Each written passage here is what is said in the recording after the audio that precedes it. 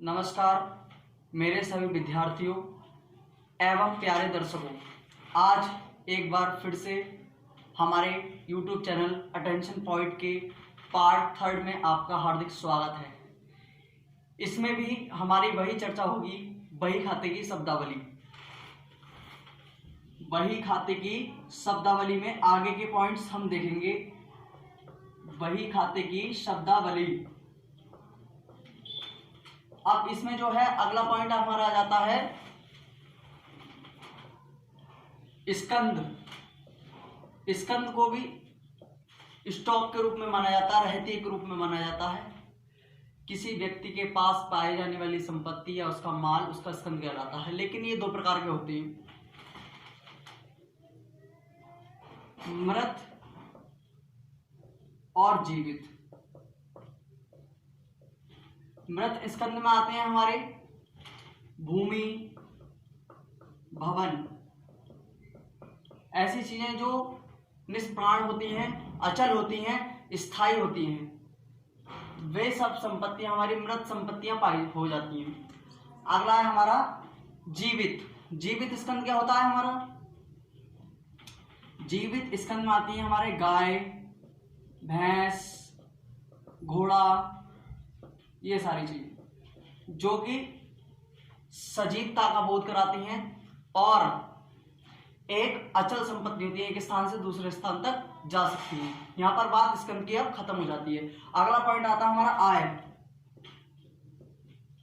आय क्या होता है? आय का मतलब होता है इनकम। जैसे मान लीजिए कोई एक व्यापारी है, वो एक दिन में अपने व्यवसाय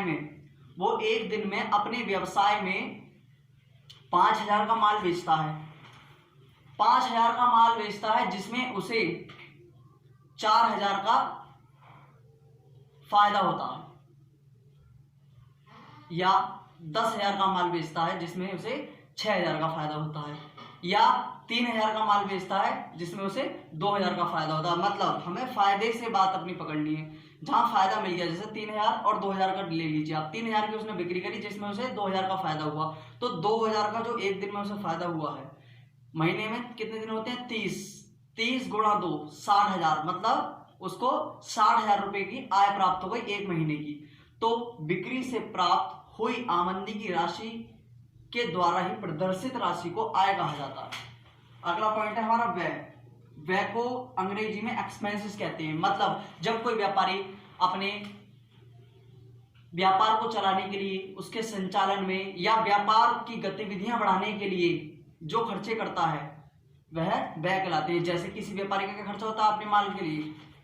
किराया, मजदूरी, ढुलाई, एक स्थान से दूसरे स्थान माल भेज रहा है उसका किराया, ये सारी चीजें, या कर्मचारियों का वेतन। अगला पॉइंट आता है हमारा सकल लाभ। सकल लाभ को कहते हैं हम ग्रॉस प्रॉफिट। ये व्यापार खाते के शेष से प्राप्त होता है। जैसे मान लीजिए मैंने यहाँ पर एक ट्रेडिंग अकाउंट बना दिया। ट्रेडिंग अकाउंट को हिंदी में व्यापार खाता कहते हैं। इसकी ये साइड होती है पार्टिकुलर अमाउंट। ये व्यापार खाता बन गया। अब इस व्यापार खाते में, इस ट्रेडिंग अकाउंट में हमेशा ध्यान ये रखा जाएगा, इसकी साइड ये डीआर होती है, ये सीआर होती है। हमेशा इसकी सीआर साइड ज्यादा होगी। मान लीजिए सीआर साइड 2,000 है, डीआर साइड 1,000 है, तब इसमें से इसको घटाया जाएगा। 2,000 में से 1,000 घटा लेंगे, 1,000 का हमें जो हुआ वो प्रॉफिट हुआ। क्या हुआ? ग्रॉस प्रॉफिट, जीपी, सकल लाभ। सकल लाभ प्राप्त हो गया हमें, वो यहां पर हमें सकल लाभ प्राप्त हो गया। ठीक उसी तरीके से हम देख लेते हैं सकल हानि। ऐसी सकल हानि होती है। अब सकल हानि की बात कर लेते हैं यहीं पर ही। सकल हानि में भी यही होता है, लेकिन इसका विपरीत होता है। सकल हानि में क्या होता है?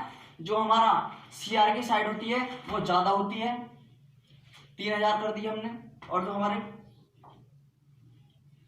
सीआर की साइड हमारी इसमें होती है कम, और डीआर की साइड इसमें ज्यादा होती है। हमने अब इससे 3,000 से ज्यादा क्या हो गया? 6,000 कर दिया।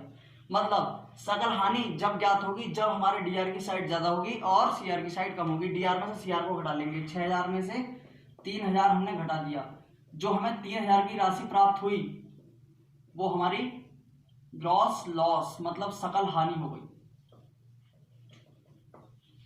इसके द्वारा हम सकल हानि ज्ञात कर सकते हैं।